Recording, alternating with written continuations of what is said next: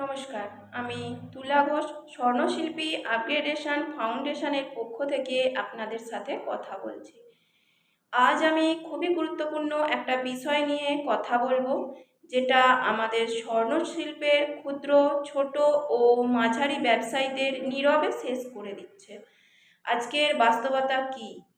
সোনা, রূপা আর ধাতুর দাম বাড়ছে, ঠিক আছে, কিন্তু তার সাথে সাথে বাড়ছে কারিগর সোনা নিয়ে পালিয়ে যাওয়া, শোরুম বা দোকান পেমেন্ট না দিয়ে হাত তুলে দেওয়া, লেনদেনের পর হঠাৎ ব্যবসায়ীর উধাও হয়ে যাওয়া। সবচেয়ে কষ্টের কথা কি জানেন? এই ঘটনাগুলোর শিকার হচ্ছে আমাদেরই বাঙালি ক্ষুদ্র, ছোট ও মাঝারি ব্যবসায়ীরা। কেন হচ্ছে?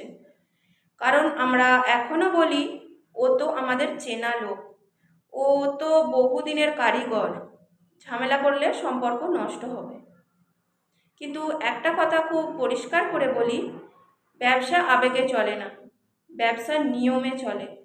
আর যেখানে নিয়ম নেই সেখানে একদিন না একদিন বড় ক্ষতি হবেই।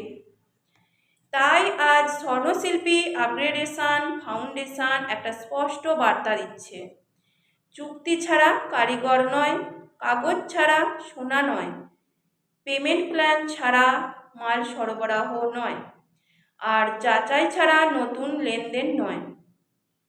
আপনি একা থাকলে হয়তো কিছু বলতে পারবেন না, কিন্তু আপনারা ভাবুন, যদি আমরা সবাই সংগঠিত হই, তাহলে চুরি কমবে, প্রতারণা কমবে, আর আমাদের ব্যবসা সুরক্ষিত হবে।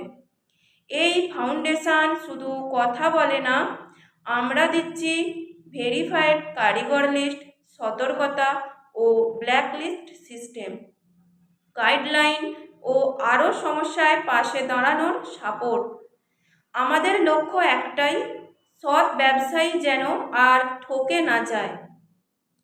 আপনি যদি জুয়েলারি ব্যবসার সাথে যুক্ত হন, যেমন কারিগর, ছোট দোকানদার, বড় ব্যবসায়ী, তাহলে আজই এই উদ্যোগের সাথে যুক্ত হন। আজ নিয়ম মানলে কাল আপনার ব্যবসা বাঁচবে।